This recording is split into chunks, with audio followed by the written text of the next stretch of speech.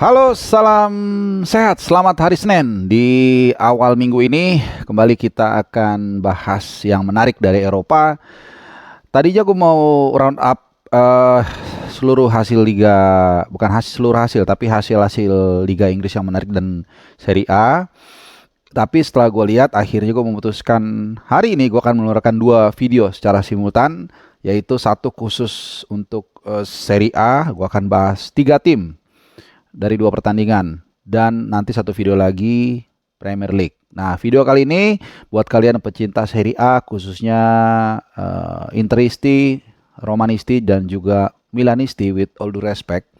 Gua akan bahas dari pertandingan yang sudah berlangsung di Giornata keempat. Nah, ada dua pertandingan yang seru kemarin yaitu Derby della Madonnina atau Derby Milan, pertandingan yang sangat seru dan menelurkan Inter Milan sebagai pemenang dengan skor 5-1 dan tentu saja satu lagi juga pesta gol tapi hanya satu sisi yaitu AS Roma India dengan skor 7-0, 7 gol tanpa balas ya. Kita mulai dari Derby Milan dulu karena ini berlangsung lebih dulu sehari sebelum AS Roma.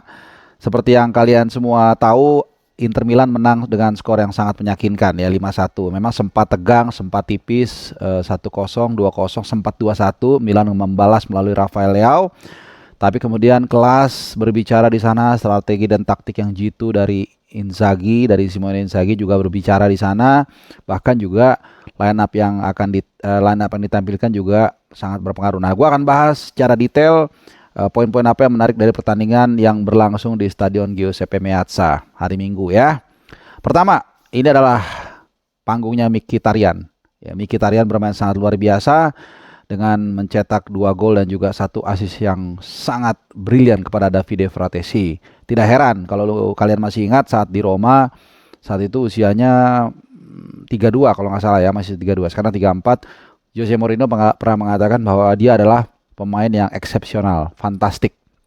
Ya, memang mungkin terdengar berlebihan, tapi memang kemarin dia menunjukkan apa yang dikatakan Mourinho itu betul. Dengan usia yang sudah tidak muda lagi, dia tampil sangat luar biasa, menguasai lapangan, tahu mencari posisi dan juga tidak egois. Di mana yang gue bilang tadi, di momen terakhir dia memberikan assist kepada Davide Fratesi dan itu asisnya sangat luar biasa, artinya dia punya visi dan juga membuat kemenangan itu bukan hanya menjadi milik dia atau bukan hanya menjadi milik ya katakanlah Thuram yang juga steal the show kemarin, tapi juga Fratesi yang kemarin atau beberapa hari sebelumnya mencetak brace ke gawang Ukraina ya waktu membela tim nasional Italia.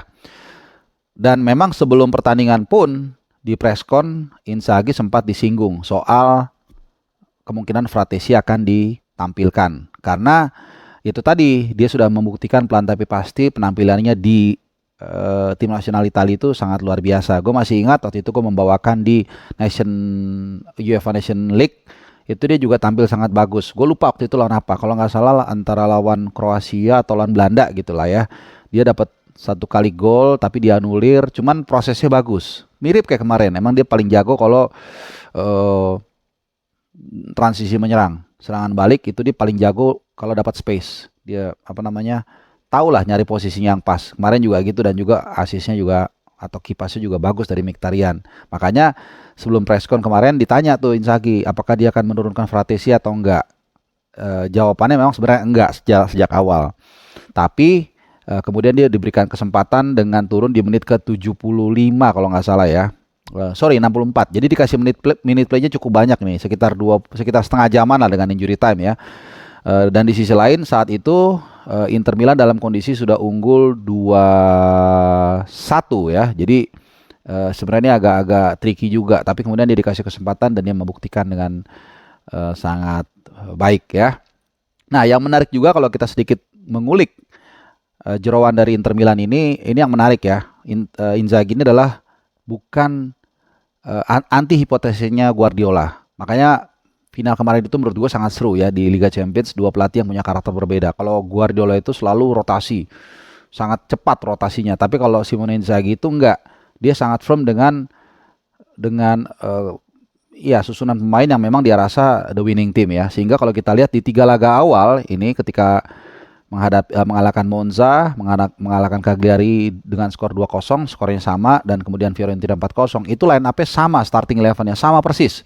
Nah, kemudian di pertandingan lawan Milan, yang gue bilang tadi, ada kemungkinan Fratesi ditampilkan sebagai starter, tapi ternyata dia tidak. Tapi hanya ada satu pergantian pemain, yaitu di lini belakang, di mana De Vrij itu tidak ditampilkan dan digantikan oleh Acerbi, dan tampil juga sangat baik ya.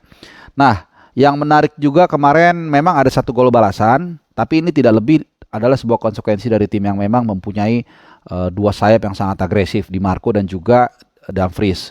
Ya, kalau kita lihat proses serangan balik dari Milan itu, Leo, memang ada unsur sedikit salahnya Dumfries yang kurang cepat menutup areanya dia, serangan balik dari Rafael Leo. Tapi ya itu tadi, kebobolan 1, tapi dengan agresivitas lo bisa bisa mencetak gol banyak. Bahkan kalau kita lihat salah satu proses gol dari Inter Milan itu karena tingginya garis pertahanan yang dibangun oleh Inter Milan, yaitu gue lupa gol yang keberapa ya, kalau nggak salah gol yang ketiga.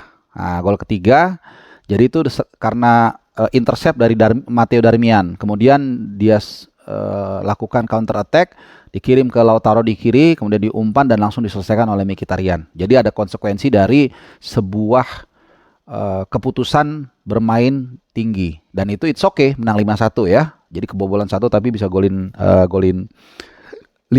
Nah, sekarang kita sama mungkin sebelum gue tutup juga peran dari Thuram ya. Ini gue memberikan apresiasi juga kepada Inzaghi dalam bursa transfer, bagaimana pembelian pemain mereka itu sangat-sangat penting dalam 2 tahun terakhir.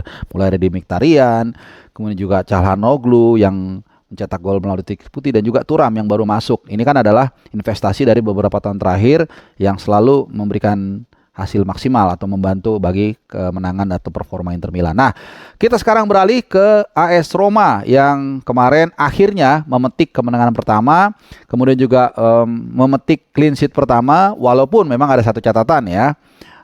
Kalau kita bicara dari aspek yang berbeda atau sisi yang lain ya, yaitu ya klub ini memang klub Empoli, klub semenjana ya lah. 4 kali main, 4 kali kalah, kebobolan 12 kali, nggak pernah cetak gol. Tapi yang mau gue lihat adalah bagaimana peran dari para pemain. Sama juga nih, bursa transfer ini memang sangat penting ya dalam membangun sebuah tim. Kita lihat Lukaku kemarin kemudian mencetak gol, kemudian juga Renato Sanchez. Ini jujur gue nggak terlalu ngeh, ternyata dia udah main di pekan pertama ya, ketika Roma main lawan siapa ya waktu itu pertama ya, lawan Salernitana waktu main 2 sama ya. Itu ternyata dia udah main sebentar, tapi kemarin ketika dia dimainkan dari menit awal, itu tampil sangat luar biasa Sanchez. Terlepas dari dia mencetak gol, tapi memang dalam dia menjaga keseimbangan di lini tengah ini sangat ciamik lah gitu ya. Dan bahkan juga proses golnya itu diawali dari gerakan dari si Renato Sanchez, kemudian tiktak dengan Rasmus Christensen, ini juga sama, pemain baru juga, dan kemudian dia bisa mencetak gol. Oke, ya walaupun statusnya masih loan ya, tapi gue rasa dia ada obligasi untuk bisa dibeli di akhir musim atau dipermanenkan. Kemudian yang menarik juga dari peran Lukaku. Nah, ini peran Lukaku. Kalau kita ingat waktu kalah dari Milan, memang yang bersangkutan si ganteng ini nggak dikasih menit terlalu banyak ya. Gue lupa, kalau nggak salah pertengahan babak kedua.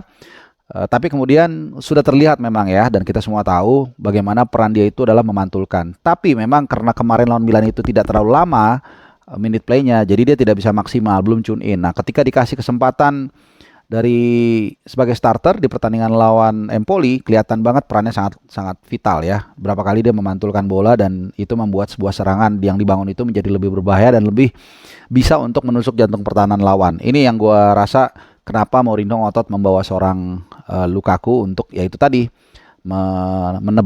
menajamkan daya serang dari AS Roma. Tapi jelas kalau kita lihat klasemen tentunya masih jauh, masih di peringkat berapa ya Roma ya, masih di bawah lah pokoknya, masih jauh, 4 poin dari 4 pertandingan. Kalau kita bandingkan musim lalu itu kalau nggak salah mereka dapat 9 poin dari 4 pertandingan, jadi 3 kali menang beruntun, baru di pertandingan 4 kalau nggak salah kalah. Intinya 3 pertandingan pertama menang lah musim lalu. Tapi it's okay, lebih baik startnya lambat tapi di akhir musim bisa mencapai posisi setinggi mungkin, which is dalam hal ini targetnya adalah masuk Liga Champions. Dan kalau kalian Romanisti, gue pikir setuju ya, ini target yang sangat realistis. Dan mungkin kita sedikit lihat jadwal AS Roma setelah ini akan menghadapi Sheriff di Europa League tanggal 21. Jadi ya mudah-mudahan bisa kembali bugar, dan setelah itu akan berturut-turut nih away ke Torino dan juga Genoa. Jadi 3 pertandingan berikutnya AS Roma akan away. Oke, mungkin itu dulu video pertama gua. Kali ini full Serie A, membahas 2 pertandingan dari 3 klub besar. Ya, kalau mau dianggap klub besar semua. Semoga bermanfaat. See you.